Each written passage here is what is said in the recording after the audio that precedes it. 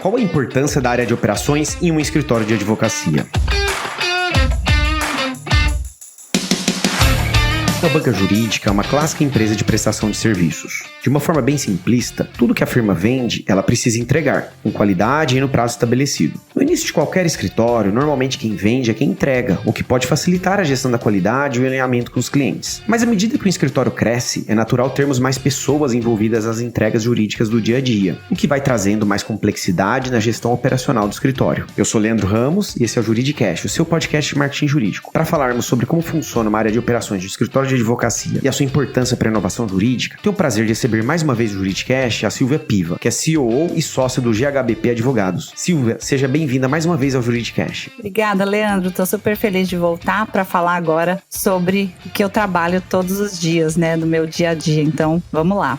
E um trabalho importante, né, Silvia? Porque, como a gente está conversando aqui, um escritório de advocacia é uma empresa de serviço, né? E aí, nesse contexto, qual que é a importância de uma área de operações dentro de uma firma jurídica? Bom, eu acho que é uma dúvida recorrente das pessoas. O que faz uma área, de operações? Por que isso é importante? Quando a gente começa a ver a evolução do serviço jurídico, especialmente depois da era digital, onde a gente começa a notar uma transformação mesmo do nosso mercado, quem não viu ainda precisa começar a enxergar isso, a gente começa a ver que primeiro as pessoas querem algo muito mais eficiente e rápido, Você toma contato com serviços hoje em que a eficiência e a conveniência está dentro do seu bolso, no seu celular. E a atividade jurídica, ela obviamente não é uma entrega fácil, simples, a gente lida com questões importantes, complexas, que impedem ainda que a gente tenha uma eficiência e conveniência no nosso bolso, mas a gente tem que melhorar cada vez mais as entregas.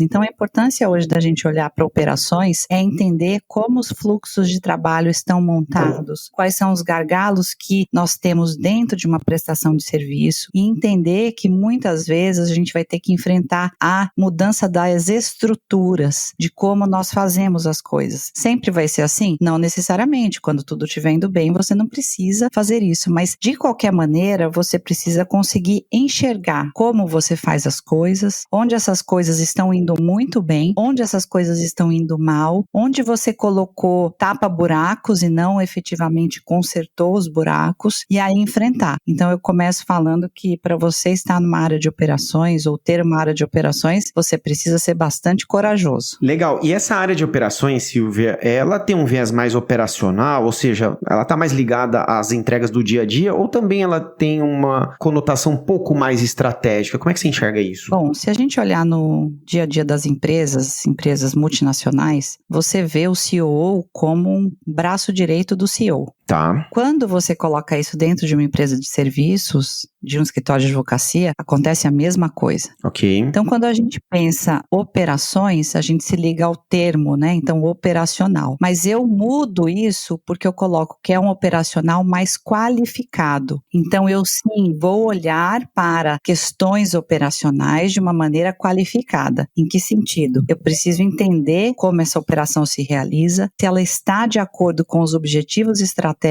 daquele escritório, daquilo que foi combinado dentro dos objetivos dos sócios, se existe uma gestão, se existe um board. E aí, quando eu olho, eu, enquanto CEO, vou ter que promover todas as mudanças necessárias, operacionais, com um olhar estratégico, para que esses objetivos finais sejam alcançados. Então, apesar disso, é muito natural a gente pensar que operações é muito operacional. Sim, nós temos que mexer no operacional, mas eu falo nessa palavra, um operacional qualificado. Legal. E na prática, Silvia, quais são as principais atribuições dessa área, Inclusive para ter esse operacional mais qualificado, São muitas atividades. Eu vou relatar, mais do meu dia a dia, do meu cenário. Quando você olha operações numa empresa prestadora de serviço, um escritório de advocacia, ele entrega o quê? Um serviço jurídico. Então, primeiro eu preciso ter um conhecimento muito grande do que eu entrego e de como eu faço essa entrega. Tá. Quando eu olho, quando esse serviço entra nesse lugar e quando ele sai, ele passa por uma série de situações. situações desde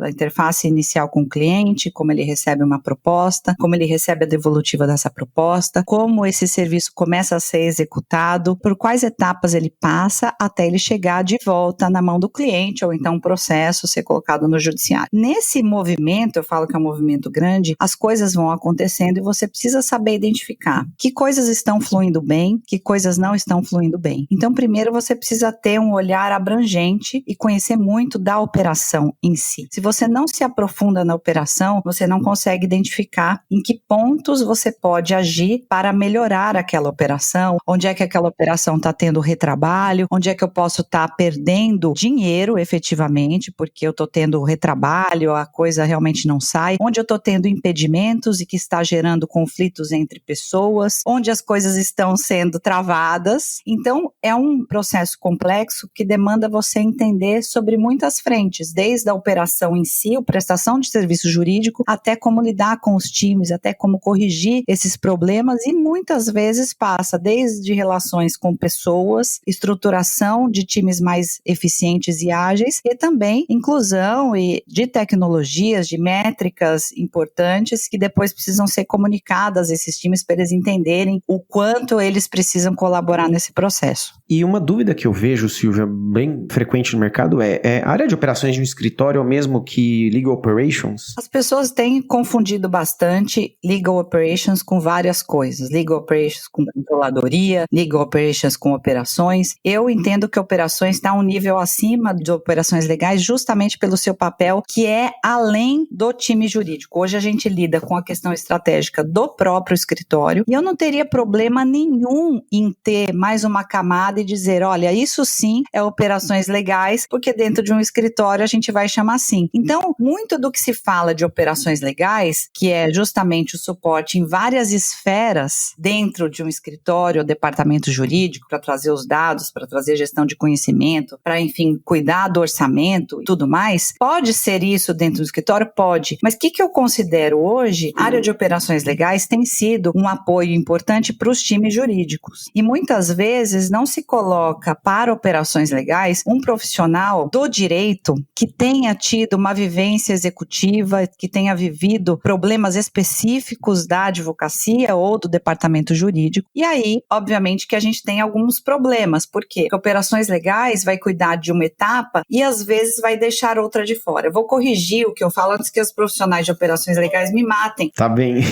Até porque eu acho importante a gente esclarecer isso. Quando eu falo em operações e uma operação qualificada, eu preciso estar muito alinhado com todo tipo de estratégia do escritório. Tá. Ah, mas operações legais também está alinhado com as operações de um escritório ou de um departamento jurídico, mas tem uma diferença. Quando a gente olha hoje o que está sendo feito em operações legais, você meio que municia as decisões estratégicas, você municia, você traz as informações, mas muitas vezes você não consegue mudar estruturalmente todo o processo. Por quê? Porque ele está ali observando, ele está dando esses inputs, mas ele não entra na operação e fala assim, vai ser tudo diferente. E aí que eu coloco operações gerais num patamar estratégico. Por quê? Porque dentro de um escritório você vai ter que ter alguém que faça as mudanças estruturais. E aí eu coloco que operações legais está medindo, está gerindo, está fazendo um papel importantíssimo, que é algo que nós não tínhamos até pouco tempo atrás, mas operações você se coloca, e eu não estou falando isso porque eu sou operações e eu me considero importante não, tá gente? Mas é muito mais para entender que operações inclusive está olhando no aspecto administrativo do escritório, que é uma coisa que eu faço, está olhando no aspecto de vendas, e muitas vezes operações legais dentro do departamento jurídico não vai ter essa atuação, porque ele está ligado a isso. Eu estudo muito esse olhar como operações legais têm agido, e isso é recorrente. E Silvia, de que forma que a área de operações colabora com outras áreas do escritório? Você mencionou, por exemplo, aqui vendas, né? Que aparentemente não tem nada a ver, mas tem, né? Bom, quando a gente fala que operações colabora com vendas, primeiro, a própria operação depende de uma venda, depende daquele cliente chegar. Sem vendas nada acontece, né? Sem vendas nada acontece. Se esse fluxo de vendas, se esse fluxo da chegada do cliente, do onboarding do cliente, da próprio processo de prospecção, de você mapear um cliente, não estiver funcionando legal, ele vai entrar em colapso. Você vai ter problemas na entrada desse cliente. Então, operações vai vai olhar também para esse fluxo. Então, eu coloco operações dentro desse cenário, porque se você não tiver um time totalmente alinhado nesse processo, você vai ter perdas importantes, né? Então, é tudo muito bem engatilhado. E quando eu falo de aspectos administrativos também, quem cuida de operações dentro de um escritório de advocacia também cuida de uma parte importante administrativa, eu cuido, que é justamente fazer com que as coisas estruturais aconteçam de maneira que você não perceba. Então, não é só cuidar da tecnologia estratégica também, é você olhar se operacionalmente isso está condizente com a situação, a forma de trabalho das pessoas. Eu vou dar um exemplo. Se você tem coisas que a gente viveu muito, né? Tem muita gente que não tem um escritório totalmente na nuvem ainda, depende de um VPN, um acesso de VPN para o advogado acessar, e tudo bem com relação a isso. Só que se essa VPN não funciona bem, quem vai determinar a alteração que o escritório vai operar 100% na nuvem? Pode ser que o escritório tenha um CTO, mas escritórios que têm apenas alguém que cuide da operação, é esse profissional que vai fazer isso. Dentro de uma empresa, possivelmente, não vai ser esse o papel de operações legais. Vai ser, possivelmente, do CTO. Mas quando a gente fala de operações de uma maneira dentro de lugares médios ou lugares que ainda não têm uma governança instaurada, isso vai ser papel de operações também. Eu estou deixando claro a diferença para o pessoal sobre operações legais, depois a gente pode falar mais sobre isso, porque eu acho que é uma... Tá bem? Eu acabo fazendo uma parte super importante de operações legais, mas eu abarco algumas situações e eu sinto assim que as pessoas se confundem, e para a gente deixar muito claro que um escritório ele pode ter as duas coisas ou ele pode ter uma coisa só. E aproveitando, Silvio, o gancho que você falou aqui, por exemplo, de um escritório na nuvem, eu trago a seguinte pergunta: qual que é a importância da tecnologia para essa área de operações? Tecnologia, ele é um ferramental que é absolutamente necessário. Primeiro porque a gente consegue ter alguns dados e informações, obviamente, a partir da aderência a determinadas ferramentas. Então, vamos falar de um início de processo. Como é que eu controlo hoje os dados de clientes do meu escritório? Eu tenho um lugar adequado para isso? Quando eu falo isso, eu consigo identificar quais são os clientes que estão ativos ou não? Quando eu faço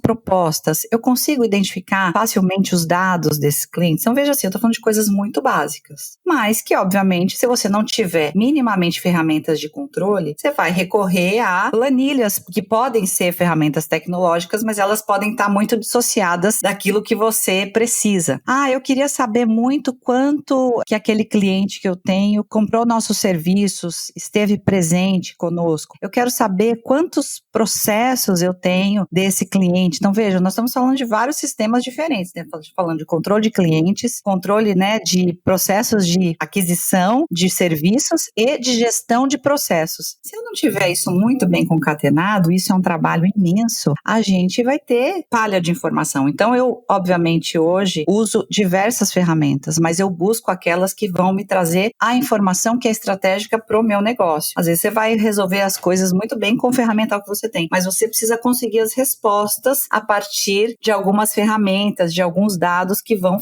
não vão ficar no ar, não vão ficar perdidos por aí. E Silvio, uma pergunta que deve estar aqui agora na mente do nosso ouvinte é a seguinte: quem que deve ocupar a posição de líder de uma área de operações dentro de um escritório de advocacia? É um advogado? É um gestor de projetos? Enfim, tem um perfil específico? Eu vou falar em primeiro lugar de uma coisa que eu não ouço muito as pessoas falarem, mas que para o meu caso, para o nosso escritório, funcionou, e eu acho que tem um papel muito importante. Independente do profissional que venha ocupar essa posição, ele precisa ter a chave que acessa a liderança, ele precisa ter o patrocínio dessa liderança, desse lugar, porque senão pode ser um advogado, pode ser um sócio, pode ser uma pessoa de fora. As mudanças que precisam acontecer não acontecerão. Então, antes do profissional, o lugar que esse profissional vai ocupar precisa ter apoio, precisa ter confiança, precisa ter uma transparência muito grande e esse patrocínio. Isso vai acontecer melhor em escritórios que vão ter um alinhamento sobre a importância desse papel, e muitas vezes você vai ter uma sociedade que vai colocar um sócio para cuidar de operações, mas ele não vai conseguir implementar as mudanças que ele precisa para fazer operações efetivamente acontecerem. Então eu falo que isso começa de uma decisão entre as pessoas. E aí depois o profissional. Porque eu falo assim, dentro de um escritório onde eu sou a sócia e eu tenho um patrocínio com os meus sócios, as coisas acontecem. Não quer dizer que elas acontecem facilmente. Quantas vezes eu tomei decisões e as decisões eu achava que eram decisões pequenas e eram decisões que traziam grande impacto. E às vezes eu faço muito essa análise. Esse é baixo impacto, é alto impacto. E muitas vezes a gente acha que é uma coisinha muito pequena, mas não é. Então você precisa ter essa transparência de chegar com o seu sócio e falar assim, olha, nós vamos ter que mudar coisas importantes aqui na sua área, porque eu tô vendo que tá tendo um gargalo importante aqui, por exemplo, num time que tá demorando para entregar. O SLA dele tá muito alto e eu preciso equilibrar isso com as demais áreas do escritório. Olha quantas coisas você precisa enxergar. Você precisa ter essa informação que tá tendo gargalo, você precisa mostrar isso para a liderança de uma maneira que convença e depois você precisa ter o aval para que falem para você, faça a mudança que se fizer necessária. Gente, isso não é nada simples. Você está mexendo em estrutura. E é por isso que eu falo que escritório de advocacia que está querendo inovar bastante, mas não está mexendo na estrutura, tive a oportunidade de escrever sobre isso no Guia de Tendências 2024, está fazendo mudança cosmética. Nesse momento que a gente está vivendo de tantas mudanças, não adianta a gente dizer que não precisamos de mudanças estruturais. Não adianta falar que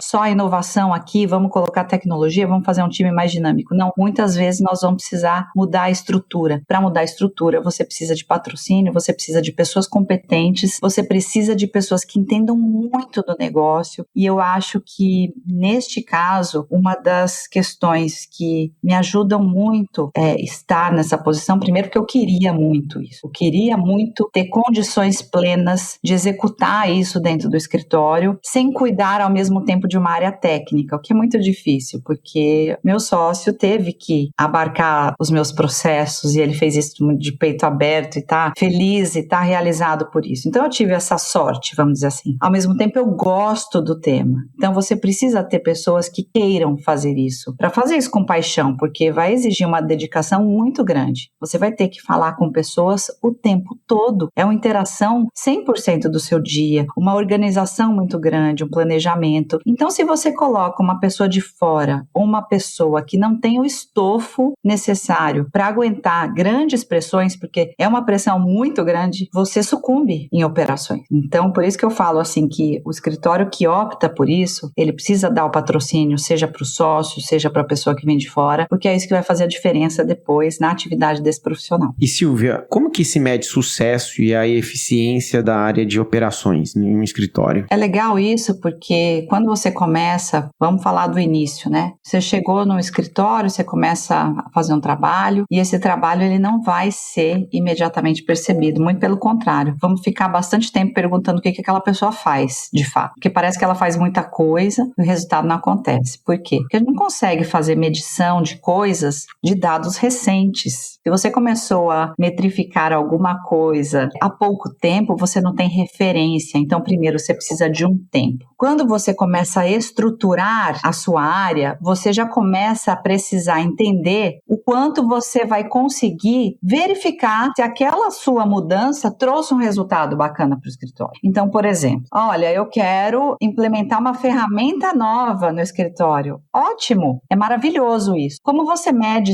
a aderência das pessoas a essa ferramenta? Ah, beleza, Silvia, se elas fizeram o login ou não. Tá, mas e se elas não fizeram o login? Ah, eu não tive aderência. Tá, mas não para por aí. Como é que eu faço para essas pessoas de um momento zero aderência passarem a ter aderência? Eu vou ter que ter ações para engajamento. Para fazer essas ações de engajamento, eu vou demandar um tempo meu. Eu vou ter que trabalhar para essas ações de engajamento acontecerem. Lá na frente vão perguntar assim, pô, você fez a inclusão de um sistema que ninguém usou, demorou. Teve custo, né? Ficou 6 meses mexendo você colocou o sistema, ninguém entrou, tá lá. Aí você fala assim, não, pera um pouquinho. Olha só, no dia tal, eu mandei aqui as ações para todo mundo, fizemos um treinamento maravilhoso, vamos mexer nessa ferramenta. Nossa, que lindo. Aí no dia tal, nós demos assim, poxa, é o kickoff, vamos mexer na ferramenta. Ninguém mediu. Então, poxa, a ferramenta, nós vamos descontinuar a ferramenta? Não, nós acreditamos na ferramenta porque nós compartilhamos isso. Então, nós criamos essas ações de engajamento. No dia tal, fizemos isso. Aí, tais pessoas fizeram, tais pessoas não fizeram. Porque aí vai mostrar o seguinte, aí tem problemas que não são de operações. São problemas, muitas vezes, das pessoas que não dedicaram dedicaram um tempo. Aí deixa de ser uma simples questão operacional para mudar qual é o lugar desse problema, tá? Então, vou dar um exemplo assim, isso acontece muito. Poxa, as pessoas têm dificuldade em entender algumas mensagens, ter uma aderência ao que você pede para que elas façam. Por quê? Porque elas estão preocupadas, elas estão fazendo outras coisas, elas elencam prioridades de acordo com as contingências que elas vivem, mas você tem um papel importante para elas, que é, por exemplo, que elas cursem um determinado curso que vai ser importante para elas, para a competência delas. Como esse ambiente está favorecendo isso? Que tipo de engajamento, que tipo de ações? Então, se isso vai favorecer operações, nós precisamos criar esse ambiente. Ah, mas isso não é uma coisa de RH? Depende, às vezes operações vai ter que estar super alinhado com a RH. Então, vejam como a gente atinge um nível de complexidade. Se você não tiver muita consciência, você não vai entregar resultado mesmo, você vai ficar muito tempo sem trazer a informação. Então, eu recomendo quem validar com operações precisa entender que você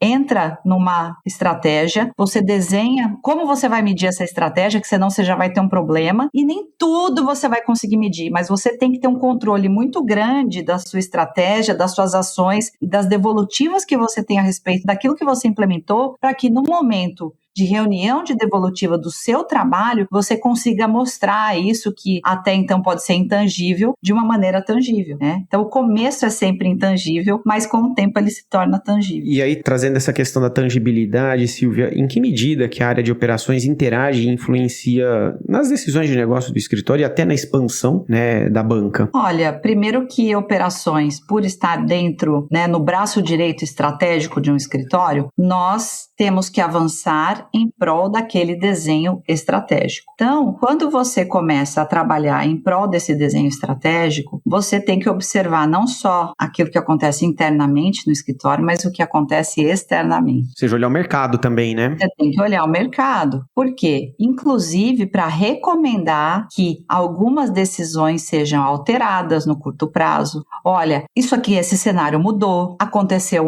uma coisa que a gente precisa prestar atenção, inclusive para fazer as alterações e recomendações nesse planejamento estratégico. Planejamento, eu falo que a gente cria os nossos guidelines, os nossos nortes, mas a gente tem que observar, acompanhar isso no curto prazo. O objetivo, ele é grande, mas existem ações que precisam ser feitas, microações, que precisam ser acompanhadas e realizadas. Se você não consegue fazer isso no primeiro trimestre, no segundo trimestre, gente, nós estamos tentando, nós fizemos isso, estamos no terceiro trimestre, vamos entender que esse objetivo, ele não vai ser entregue plenamente. Por quê? Nós temos uma série de problemas aqui. E não chegar lá no final, a gente não entregou. Então, assim, existe uma estratégia de acompanhamento que faz parte e que mostra o quanto um escritório pode sair daquele lugar, daquele status inicial e alcançar um outro patamar, mais qualificado, estando mais alinhado competitivamente. Assim falando, parece as coisas mais simples e fáceis do mundo. Mas, obviamente, a gente sabe que o dia a dia... Ele consome, né? Ele consome. Mas por isso que você tem que ter uma clareza muito grande daquilo que você precisa fazer. Quais são todas as frentes que você precisa atuar. E por isso que eu bato na tecla. Você tem que ter o patrocínio. Porque senão, muitas das coisas que não acontecerem vão ser também por sua responsabilidade. A responsabilidade de operações é muito grande. Sobretudo uma empresa de serviços, né, Silvia? Sim. E aproveitando, tem como você compartilhar aqui para o nosso ouvinte quais foram os desafios que você encontrou ao ocupar essa posição de CEO no GHBP? Bom, primeiro que a gente teve que criar isso do zero. Tá. Criar do zero demanda, primeiro, um esforço, eu digo, emocional, profissional, técnico, de estudo, de observação muito grande. Mas uma coisa que eu tive, assim, de uma forma muito maravilhosa foi o patrocínio, né? Tá. O patrocínio aconteceu. E quando ele aconteceu, eu tive a segurança e eu fui, assim, por camadas, vamos dizer assim. Primeira coisa, o que eu precisava saber do escritório? Tudo de novo, tudo do zero. Então, por exemplo, uma área de controladoria. Eu precisei ir a fundo de procedimentos que estavam consolidados há mais de 12, 13, 14 anos. Coisas que nós fazíamos há muito tempo reiteradamente. E aí eu tive que buscar explicações, eu tive que entender o porquê, eu tive que entender a quem isso afetava. Isso leva um tempo. Depois de conhecer tudo isso, eu tive que entrar num lugar das pessoas. Olha, o que é bom disso daqui? O que é bom? O que facilita o seu trabalho? O que não facilita? E aí também perceber que a gente precisava mudar também nossa forma de trabalho. Então assim, olha, já são 3 anos e meio nessa jornada. Eu tô muito feliz, mas eu sei que foi muito suado. O primeiro ano foi muito suado. Foi assim, um trabalho que eu sentia que no começo eu tinha certeza que ninguém estava conseguindo ver. A partir do segundo ano, eu já comecei a sentir que as pessoas conseguiam ver. Hoje, eu percebo que problemas que a gente tinha, eles mudaram. Eles são outros agora. Então, assim, os problemas não acabam, mas é muito legal lidar com problemas novos. Hoje, a gente lida com outros tipos de problema. E isso é muito bom, né? Isso muda muito a perspectiva do lugar que a gente tá caminhando. Então, eu fico feliz por isso. Bacana. Nosso episódio está chegando ao final, Silvia, para a gente encerrar. Quais estratégias você recomendaria para escritórios menores, né, que talvez ainda não tenham recurso para montar uma área de operações dedicada, iniciar essa frente? Bom, eu acho assim que qualquer que seja o tamanho do escritório, quem lidera esse escritório precisa saber muito bem tudo o que é feito ali dentro. Ele precisa ter a visão como se não fosse ele fazendo, para perceber como as coisas são feitas. Na medida que você sai desse corpo operacional de fazedor, como você faria diferente? Como você obtém as informações necessárias para aquele algo que você faz seja melhor? Então você já começa a identificar, poxa, eu não sei, isso aqui é meio intuitivo, esse tipo de fluxo não está muito bem estruturado, então você começa a manusear como as coisas funcionam e começa a intencionalmente agir sobre isso. Ah, Silvia, mas eu tenho um escritório que eu mesmo tenho que fazer o prazo, eu mesmo tenho que cuidar da minha equipe, eu mesmo que contrato. Perfeito. Você vai ter a sua agenda de operações. Cria a sua agenda de tarefas que não podem faltar. Porque se você se consumir só na realização do serviço jurídico, certamente alguma coisa vai estar impactando nessa entrega. Ah, mas eu sou uma advogada maravilhosa, eu respondo super rápido. Pô, será que você está cobrando rápido? Será que aquele seu estagiário está respondendo rápido? Será que na hora que você precisa contratar alguém, você está conseguindo ser eficiente? Como cuidar das coisas que nós fazemos? É meio que assim, olha, é o meta-trabalho. Como eu faço esse trabalho? A gente precisa ter uma estrutura planejada, intencional, é olhar para isso. Essa opção de olhar vai fazer você ter a crocância no trabalho. Eu tinha que falar, né? Mas vai fazer você ter um diferencial, porque você olha para aquilo que está sendo feito, fala, nossa, isso aqui não tá bom. E seja crítico, mas propositivo, para fazer sempre algo melhor. Bacana, Silvia. Eu agradeço imensamente a sua participação mais uma vez aqui no Juridicast. Eu que agradeço. Eu não tenho dúvida que o conteúdo que você trouxe aqui é de grande valia para os nossos ouvintes. Muito obrigado. Obrigada, Leandro. Foi um prazer.